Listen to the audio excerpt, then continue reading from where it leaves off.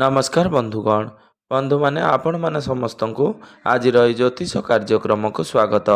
आज ज्योतिष कार्यक्रमटी तुला राशि व्यक्ति विशेष मान बहुत गुरुत्वपूर्ण अटे, बहुत ही खास अटे। कारण आज भिडियो रे आमे माने जानिबा आसीबाकु थिबा इंग्राजी नववर्ष 2026 प्रथम मास अर्थात जानुआरी मासटी आपण मानक पई किपरि रहिबो।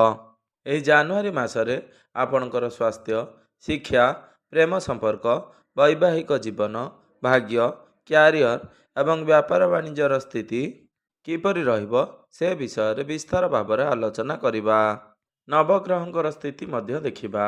ନବଗ୍ରହ ଆପଣଙ୍କୁ କେଉଁ ପ୍ରକାରର ଫଳ ପ୍ରଦାନ କରିବାରେ ସକ୍ଷମ ହେବେ।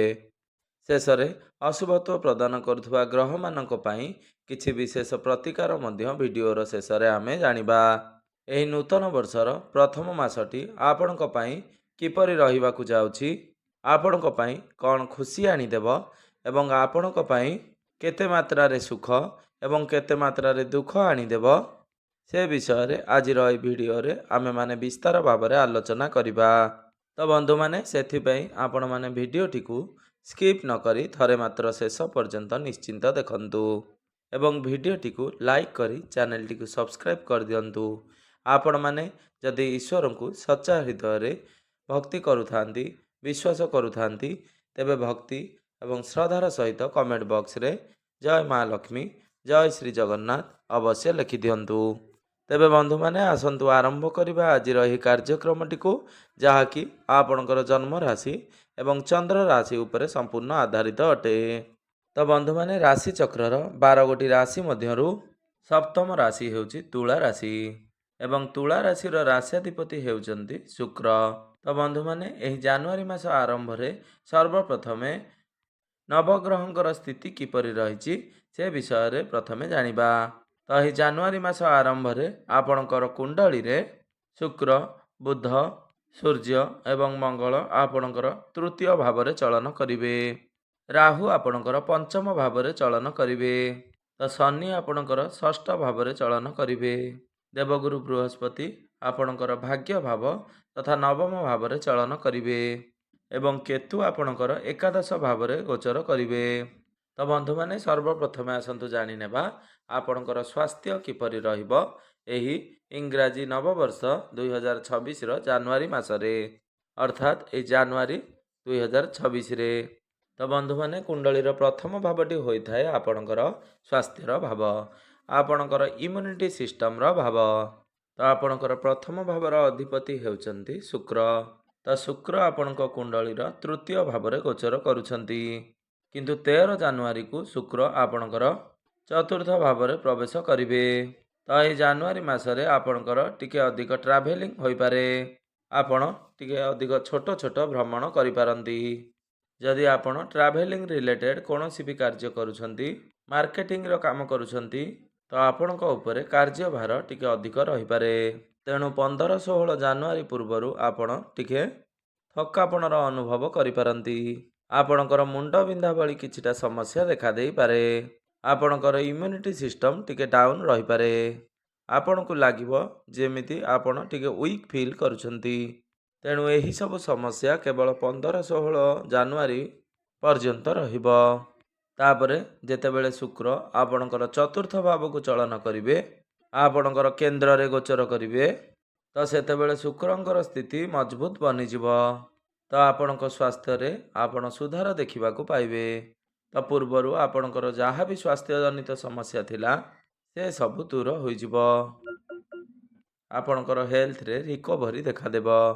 आपण निज भितरे खुशी अनुभव करिवे, फुर्ती अनुभव करिवे। एबे आसंतु जानि नेबा विद्यार्थी मानक पई किपरि रहिबो एही इंग्राजी नववर्ष 2026 रो जानुआरी मासटी रे। तो बंधु माने कुंडलीर पंचम भावटी होइथाय आपणकर शिक्षार भाव, आपणकर पाठ पढ़ार भाव। तो आपणकर पंचम भावर अधिपति हेउचंती शनि, जे कि आपणक कुंडलीर षष्ठ भाव रे गोचर करुछंती एवं आपणकर पंचम भाव रे राहु गोचर करुछंती। तो जेतेबेले पंचम भाव रे आपणकर राहु गोचर करिथांती, तो सेतेबेले आपण टिके कन्फ्यूज होई जाइथांती। ଆପଣ ଅନ୍ୟମାନଙ୍କର କଥା ଶୁଣି ନିଜେ ଲକ୍ଷ୍ୟ ଭ୍ରଷ୍ଟ ହୋଇଥାନ୍ତି। ତ ଆପଣ ଯେଉଁ ବି କ୍ଷେତ୍ରରେ ପାଠ ପଢ଼ୁଛନ୍ତି ବା ଯାହା ବି ଡିସିସନ୍ ଆପଣ ନେଉଛନ୍ତି ତାହା ହିଁ ଆପଣ କରନ୍ତୁ ଠିକ୍ ବୋଲି ଭାବି। ଯଦି ଆପଣ ଅନ୍ୟ କାହାର କଥାରେ ପଡ଼ି କିଛି ପରିବର୍ତ୍ତନ କରୁଛନ୍ତି ତ ଆପଣ ସମସ୍ୟାରେ ପଡ଼ିପାରନ୍ତି। ତ ରାହୁ ସମ୍ପୂର୍ଣ୍ଣ 1 ବର୍ଷ ଅର୍ଥାତ୍ ଡିସେମ୍ବର 5 ତାରିଖ ପର୍ଯ୍ୟନ୍ତ 2026 ମସିହା ରାହୁ ଆପଣଙ୍କର ପଞ୍ଚମ ଭାବରେ ରହିବେ। ମୋଟାମୋଟି ଭାବରେ କହିବାକୁ ଗଲେ ରାହୁ ସମ୍ପୂର୍ଣ୍ଣ 1 ବର୍ଷ ଆପଣଙ୍କର ପଞ୍ଚମ ଭାବରେ ହିଁ ରହିବେ। ତ ଆପଣ ଚେଷ୍ଟା କରନ୍ତୁ ଅନ୍ୟ କାହାର କଥାରେ ନ ପଡ଼ି ନିଜର ଡିସିସନ୍ ନିଜେ ନେବା ପାଇଁ ଏବଂ ଆପଣ ଯେଉଁ ବି କ୍ଷେତ୍ରରେ ପାଠ ପଢ଼ୁଛନ୍ତି ଯାହା କରିବାକୁ ଧାର୍ଯ୍ୟ କରିଛନ୍ତି ତ ଆପଣ ସେଥିରେ ନିଶ୍ଚିନ୍ତ ନିର୍ଦ୍ୱନ୍ଦ୍ୱରେ ଆଗକୁ ଯାଆନ୍ତୁ। ତ ଆପଣ ନିଜ ଭିତରେ ଯଦି କନଫ୍ୟୁଜ୍ ରୁହନ୍ତି ତେବେ ଆପଣ ସମସ୍ୟାରେ ପଡ଼ିପାରନ୍ତି। ତେବେ ଶନି ଯେହେତୁ ଆପଣଙ୍କର ଷଷ୍ଠ ଭାବରେ ଗୋଚର କରୁଛନ୍ତି ଏବଂ ଶନିଙ୍କର ଦୃଷ୍ଟି ଆପଣଙ୍କର ଦ୍ୱାଦଶ ଭାବ ଉପରେ ରହୁଛି ତ ଆପଣ ଆପଣଙ୍କର ପାଠପଢ଼ାକୁ ନେଇ ଯଦି ବିଦେଶ ଯାତ୍ରା କରିବାକୁ ଚାହୁଁଛନ୍ତି ବା ବିଦେଶରେ ରହି ପାଠ ପଢ଼ିବାକୁ ଚାହୁଁଛନ୍ତି ତ ଆପଣଙ୍କ ପାଇଁ ସୁବର୍ଣ୍ଣ ସୁଯୋଗ ବହୁତ ଅଟେ। ଏବେ ଆସନ୍ତୁ ଜାଣିନେବା ଆପଣଙ୍କର ପ୍ରେମ ଜୀବନ କିପରି ରହିବ ଏହି ଜାନୁଆରୀ 2026ରେ। ତ ବନ୍ଧୁମାନେ କୁଣ୍ଡଳୀର ପଞ୍ଚମ ଭାବଟି ଆପଣଙ୍କର ଶିକ୍ଷାର ଭାବ ହେବା ସହିତ ପଞ୍ଚମୀ ଭାବଟି ହୋଇଥାଏ ଆପଣଙ୍କର ପ୍ରେମ ଜୀବନର ଭାବ, ଆପଣଙ୍କର ସନ୍ତାନର ଭାବ। ଆପଣଙ୍କର ପଞ୍ଚମ ଭାବର ଅଧିପତି ହେଉଛନ୍ତି ଶନି। ଶନି ଆପଣଙ୍କର କୁଣ୍ଡଳୀର ଷଷ୍ଠ ଭାବରେ ବିରାଜମାନ ଅଛନ୍ତି ଏବଂ ରାହୁ ଆପଣଙ୍କର ପଞ୍ଚମ ଭାବରେ ବିରାଜମାନ ଅଛନ୍ତି। ତ ବନ୍ଧୁମାନେ ଦୀର୍ଘ 18 ବର୍ଷ ପରେ ରାହୁ ଆପଣଙ୍କ କୁଣ୍ଡଳୀର ପଞ୍ଚମ ଭାବରେ ଗୋଚର କରୁଛନ୍ତି। ତ ରାହୁ ଏଠାରେ ଆପଣଙ୍କ ମଧ୍ୟରେ ଶଙ୍କା ଉତ୍ପନ୍ନ କରାଇଥାନ୍ତି, ମନରେ ସନ୍ଦେହ ଉତ୍ପନ୍ନ କରାଇଥାନ୍ତି, ଆପଣଙ୍କ ମଧ୍ୟରେ ମିସ୍ଅଣ୍ଡରଷ୍ଟାଣ୍ଡିଂ କ୍ରିଏଟ୍ କରାଇଥାନ୍ତି, ଆପଣଙ୍କ ମଧ୍ୟରେ ମିସ୍କମ୍ୟୁନିକେସନ୍ ହୋଇଥାଏ। ଛୋଟ ଛୋଟ କଥାକୁ ନେଇ ଆପଣ ଦୁଇ ଜଣଙ୍କ ମଧ୍ୟରେ କଳି ଝଗଡ଼ା ହୋଇଥାଏ। ତେବେ ଆପଣଙ୍କୁ ଏହିସବୁ କଥା ପ୍ରତି ବିଶେଷ ଧ୍ୟାନ ଦେବାର ଅଛି। ଶନି ମଧ୍ୟ ଆପଣଙ୍କର ଷଷ୍ଠ ଭାବରେ ବିରାଜମାନ ଅଛନ୍ତି। ତ ଆପଣଙ୍କର ପାର୍ଟନରଙ୍କର ମୁଡ୍ ସୁଇଂ ହୋଇପାରେ। ତ ଯଦି ମୋଟାମୋଟି ଭାବରେ କହିବାକୁ ଯିବା ଜାନୁଆରୀ ମାସରେ ଆପଣଙ୍କର ପ୍ରେମ ଜୀବନ ଆଭରେଜ୍ ରହିବ, ଅତି ଭଲ ନୁହେଁ କି ଅତି ଖରାପ ନୁହେଁ। ଏବେ ଆସନ୍ତୁ ଜାଣିନେବା ଆପଣଙ୍କର ବୈବାହିକ ଜୀବନ କିପରି ରହିବ ଏହି ଜାନୁଆରୀ 2026ରେ। ତ ବନ୍ଧୁମାନେ କୁଣ୍ଡଳୀର ସପ୍ତମ ଭାବଟି ହୋଇଥାଏ ଆପଣଙ୍କର ବୈବାହିକ ଜୀବନର ଭାବ, ଆପଣଙ୍କର ଜୀବନସାଥୀଙ୍କର ଭାବ। ଆପଣଙ୍କର ସପ୍ତମ ଭାବର ଅଧିପତି ହେଉଛନ୍ତି ମଙ୍ଗଳ। ମଙ୍ଗଳ ଆପଣଙ୍କ କୁଣ୍ଡଳୀର ତୃତୀୟ ଭାବରେ ଚଳନ କରୁଛନ୍ତି ଏବଂ 16 ଜାନୁଆରୀକୁ ମଙ୍ଗଳ ଆପଣଙ୍କର ଚତୁର୍ଥ ଭାବକୁ ଆସିଯିବେ। ତ ଏହି ଜାନୁଆରୀ ମାସରେ ଆପଣଙ୍କର ବୈବାହିକ ଜୀବନ ବହୁତ ଭଲ ରହିବ। ଆପଣ ଦୁଇ ଜଣ ମିଶି କେଉଁଆଡ଼େ ବୁଲାବୁଲି କରିବାକୁ ଯାଇପାରନ୍ତି, ଆପଣଙ୍କୁ ଭ୍ରମଣ ସୁଖ ପ୍ରାପ୍ତି ହେବ, ଆପଣ କୌଣସି ଧାର୍ମିକ ଯାତ୍ରା କରିପାରନ୍ତି, ଦୂରକୁ କେଉଁଆଡ଼େ ବୁଲାବୁଲି କରିବାକୁ ଯାଇପାରନ୍ତି। 15-16 ଜାନୁଆରୀ ପରେ ଯେତେବେଳେ ମଙ୍ଗଳ ଆପଣଙ୍କର ଚତୁର୍ଥ ଭାବକୁ ଚାଲି ଆସିବେ ଏବଂ ଆପଣଙ୍କର ଚତୁର୍ଥ ଭାବରେ ଉଚ୍ଚସ୍ଥ ହୋଇଯିବେ ଏହା ଆପଣଙ୍କର ପ୍ରପର୍ଟିକୁ ନେଇ ବହୁତ ଭଲ ରହିବ। ଆପଣ ନିଜର ଜୀବନସାଥୀଙ୍କ ସହିତ କିଛି ବଡ଼ ପ୍ଲାନିଂ ମଧ୍ୟ କରିପାରନ୍ତି। ଆପଣଙ୍କର ଲାଇଫ୍ ପାର୍ଟନରଙ୍କର ପର୍ସନାଲ ଏବଂ ପ୍ରଫେସନାଲ ଲାଇଫ୍ରେ ଆପଣ ଗ୍ରୋଥ ଦେଖିବାକୁ ପାଇବେ। ଯେତେବେଳେ ମଙ୍ଗଳ ଆପଣଙ୍କର ସପ୍ତମ ଭାବର ଅଧିପତି ହୋଇ ଚତୁର୍ଥ ଭାବରେ ଗୋଚର କରିବେ ଏବଂ ଆପଣଙ୍କର କ୍ୟାରିୟର ଭାବକୁ ଦେଖିବେ ସେତେବେଳେ ମଙ୍ଗଳ ଆପଣଙ୍କୁ ବହୁତ ଅଧିକ ଶୁଭଫଳ ପ୍ରଦାନ କରିବେ।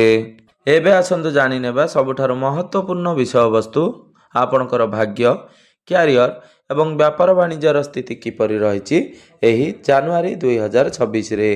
ତ ବନ୍ଧୁମାନେ କୁଣ୍ଡଳୀର ନବମ ଭାବଟି ହୋଇଥାଏ ଆପଣଙ୍କର ଭାଗ୍ୟର ଭାବ ଏବଂ ଦଶମ ଭାବଟି ହୋଇଥାଏ ଆପଣଙ୍କର କ୍ୟାରିୟର ତଥା କାର୍ଯ୍ୟକ୍ଷେତ୍ରର ଭାବ ଏବଂ ସପ୍ତମ ଭାବଟି ହୋଇଥାଏ ଆପଣଙ୍କର ବ୍ୟାପାର ବାଣିଜ୍ୟର ଭାବ।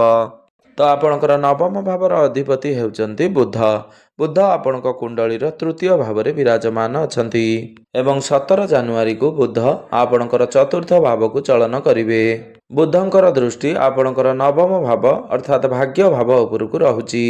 ଆପଣଙ୍କର ରାଶିର ରାଶ୍ୟାଧିପତିଙ୍କର ଦୃଷ୍ଟି ମଧ୍ୟ ଆପଣଙ୍କର ନବମ ଭାବ ଉପରକୁ ରହୁଛି। ତ ଭାଗ୍ୟ ଏହି ମାସ ସାରା ବହୁତ ଭଲ ରହିବ।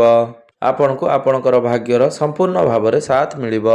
କିନ୍ତୁ ଆମେ ଯଦି ଅଧିକ ଶୁଭଫଳ କଥା କହିବା ତେବେ 16 ଜାନୁଆରୀ ପରେ ଆପଣଙ୍କୁ ବହୁତ ଅଧିକ ଶୁଭଫଳ ପ୍ରାପ୍ତି ହେବ ଯେତେବେଳେ ବୁଧ ଏବଂ ଶୁକ୍ର ଉଭୟ ଆପଣଙ୍କର ଚତୁର୍ଥ ଭାବକୁ ଚଳନ କରିବେ। ତ ଆପଣ ଯାହା ବି କିଛି ବଡ଼ ଡିସିସନ୍ ନେବାକୁ ଚାହୁଁଛନ୍ତି, କିଛି ବଡ଼ ଇନଭେଷ୍ଟମେଣ୍ଟ କରିବାକୁ ଚାହୁଁଛନ୍ତି, କିଛି ବଡ଼ ଜିନିଷ କିଣାକିଣି କରିବାକୁ ଚାହୁଁଛନ୍ତି, share market, stock market, trading ଏଥିରେ ଇନଭେଷ୍ଟମେଣ୍ଟ କରିବାକୁ ଚାହୁଁଛନ୍ତି, ତେବେ ଜାନୁଆରୀ ମାସଟି ଆପଣଙ୍କ ପାଇଁ ବହୁତ ଭଲ ରହିବ। ବିଶେଷ କରି 17 ଜାନୁଆରୀ ପରେ ସମୟ ଆପଣଙ୍କର ଏହି ଜାନୁଆରୀ ମାସରେ ଆପଣଙ୍କ ଗୃହରେ କୌଣସି ଶୁଭ ମାଙ୍ଗଳିକ କାର୍ଯ୍ୟର ଆୟୋଜନ କରିପାରନ୍ତି। ଆପଣ କୌଣସି ଧାର୍ମିକ ଜାଗାକୁ ଯାତ୍ରା କରିପାରନ୍ତି। ଆପଣ ଭାଗ୍ୟ ବଳରେ ଅଳ୍ପ ପରିଶ୍ରମ କରି ଅଧିକ ସଫଳତା ପ୍ରାପ୍ତି କରିପାରନ୍ତି। ଆପଣଙ୍କର ଅଟକି ରହିଥିବା କାର୍ଯ୍ୟଗୁଡ଼ିକ ଆଗକୁ ବଢ଼ିବ। ଆପଣଙ୍କୁ ଆପଣଙ୍କର ଭାଗ୍ୟ ବଳରେ ସମସ୍ତ ପ୍ରକାରର ସୁଖ ଆପଣଙ୍କୁ ପ୍ରାପ୍ତି ହେବ। କାରଣ ବୁଧ ଆପଣଙ୍କର ସୁଖ ଭାବରେ ଗୋଚର କରିବେ। ତ ଆପଣଙ୍କୁ ସମସ୍ତ ପ୍ରକାରର ଭୌତିକ ସୁଖର ପ୍ରାପ୍ତି ହେବ। ଆପଣଙ୍କର କ୍ୟାରିୟରର କଥା ହେବା ଯଦି, ତେବେ ଆପଣଙ୍କର କ୍ୟାରିୟର ଭାବର ଅଧିପତି ହେଉଛନ୍ତି ଚନ୍ଦ୍ରମା। ଚନ୍ଦ୍ରମା ଯିଏକି ପ୍ରତି 2 ଦିନରେ ଥରେ ନିଜର ରାଶି ପରିବର୍ତ୍ତନ କରନ୍ତି। ତ ଏହି ଜାନୁଆରୀ ମାସ ଆରମ୍ଭରେ ଆପଣଙ୍କର ଏପରି କିଛି ଚାହିଁବେ, ଆପଣ ନିଜର କାର୍ଯ୍ୟକୁ କିଛି ପରିବର୍ତ୍ତନ କରିବା ପାଇଁ ଟ୍ରାନ୍ସଫରର ଚିନ୍ତାଧାରା ଆପଣଙ୍କ ମନକୁ ଆସିବ। ତ ଯେମିତି ଏହି ଜାନୁଆରୀ ମାସଟି ଆପଣଙ୍କର ଆଗକୁ ବଢ଼ିବ, ତ 14-15 ଜାନୁଆରୀ ପରେ ଆପଣଙ୍କ ମଧ୍ୟରେ ମ୍ୟାଚୁରିଟି ଲେଭେଲ ବଢ଼ିବ। କ୍ୟାରିୟରରେ ଆପଣଙ୍କ ବିରୁଦ୍ଧରେ ଯେଉଁ ପଲିଟିକ୍ସ ଚାଲିଥିଲା, ସେ ସବୁ ମଧ୍ୟ ବନ୍ଦ ହୋଇଯିବ। ନିଜ କ୍ୟାରିୟରରେ ଆପଣଙ୍କୁ ଖୁସି ପ୍ରାପ୍ତି ହେବ ଏବଂ ଆପଣ ଯେଉଁ ପରିବର୍ତ୍ତନ ଚାହୁଁଥିଲେ ତାହା ମଧ୍ୟ ଆପଣଙ୍କର ପୂର୍ଣ୍ଣ ହେବ। ତ ବ୍ୟାପାର ବାଣିଜ୍ୟର କଥା ହେବା ଯଦି, ଆପଣଙ୍କର ବ୍ୟାପାର ବାଣିଜ୍ୟ ଏହି ଜାନୁଆରୀ ମାସରେ ବହୁତ ହିଁ ଭଲ ରହିବ। ଆପଣ ଆପଣଙ୍କର ବ୍ୟାପାରରେ ପ୍ରଫିଟ୍ ଦେଖିବାକୁ ପାଇବେ। କିନ୍ତୁ ଆପଣ ଯଦି ଲୁହା ସମ୍ବନ୍ଧିତ କୌଣସି କାର୍ଯ୍ୟ କରୁଛନ୍ତି, ସେଥିରେ ଆପଣ ସତର୍କତା ଅବଲମ୍ବନ କରନ୍ତୁ। କିନ୍ତୁ ଆପଣ ଯଦି ମାର୍କେଟିଂର କାର୍ଯ୍ୟ କରୁଛନ୍ତି, ତ ସେ ସବୁରେ ଆପଣ ସଫଳତା ପ୍ରାପ୍ତି କରିବେ। ଆପଣ ଅନଲାଇନ୍ ରିଲେଟେଡ୍ କିମ୍ବା ଫୁଡ୍ ରିଲେଟେଡ୍, ତ ଏସବୁଥିରେ ଆପଣଙ୍କୁ ବହୁତ ଅଧିକ ଲାଭ ପ୍ରାପ୍ତି ହେବ। ଆପଣ ମେସିନ୍ ଜାତୀୟ ଜିନିଷରେ କିମ୍ବା ଲୁହା ସମ୍ବନ୍ଧିତ ଜିନିଷରେ ଆପଣ ସତର୍କତା ଅବଲମ୍ବନ କରନ୍ତୁ। ଏବେ ଆସନ୍ତୁ ଜାଣିନେବା କିଛି ବିଶେଷ ପ୍ରତିକାର ବିଷୟରେ, ଯେଉଁ ପ୍ରତିକାର ଗୁଡ଼ିକ କରିବା ଦ୍ୱାରା ଆପଣଙ୍କର ଯେଉଁ ସବୁ ଅଶୁଭତ୍ୱ ରହୁଛି ସେଗୁଡ଼ିକ ଖଣ୍ଡନ ହୋଇ ଆପଣଙ୍କୁ ଶୁଭ ଫଳ ପ୍ରାପ୍ତି ହେବ ଏବଂ ଆପଣଙ୍କର ଭାଗ୍ୟରେ ଉନ୍ନତି ହେବ। ଆପଣ ଶୁକ୍ରଙ୍କର ବୀଜ ମନ୍ତ୍ରର ଜପ 108 ଥର ଅବଶ୍ୟ ଜପ କରନ୍ତୁ। ଏହା ସହିତ ପ୍ରତ୍ୟେକ ଦିନ ଶନିଙ୍କର ବୀଜ ମନ୍ତ୍ରର ଜପ 108 ଥର ଅବଶ୍ୟ ଜପ କରନ୍ତୁ। ଆପଣ ପ୍ରତ୍ୟେକ ଦିନ ହନୁମାନ ଚାଳିଶାର ପାଠ ଅବଶ୍ୟ ଜପ କରନ୍ତୁ ଏବଂ ପ୍ରତ୍ୟେକ ଦିନ ଉଦିତ ସୂର୍ଯ୍ୟଙ୍କୁ ତମ୍ବା ପାତ୍ରରେ ଜଳାର୍ଘ୍ୟ ଅର୍ପଣ କରନ୍ତୁ। ଆପଣଙ୍କୁ ଅଧିକ ମାତ୍ରାରେ ଶୁଭ ଫଳ ପ୍ରାପ୍ତି ହେବ। ତେବେ ବନ୍ଧୁମାନେ, ଆପଣଙ୍କର ଜୀବନ ମଙ୍ଗଳମୟ ହେଉ ଏବଂ ଏହି ଆସୁଥିବା ଇଂରାଜୀ ନବବର୍ଷ 2026ଟି ଆପଣଙ୍କ ପାଇଁ ସୁମଧୁର ସୁକୁସୁମିତ ହେଉ। ଏହା ହିଁ ଈଶ୍ୱରଙ୍କ ନିକଟରେ ମୋର ଏତିକି ପ୍ରାର୍ଥନା। ଧନ୍ୟବାଦ।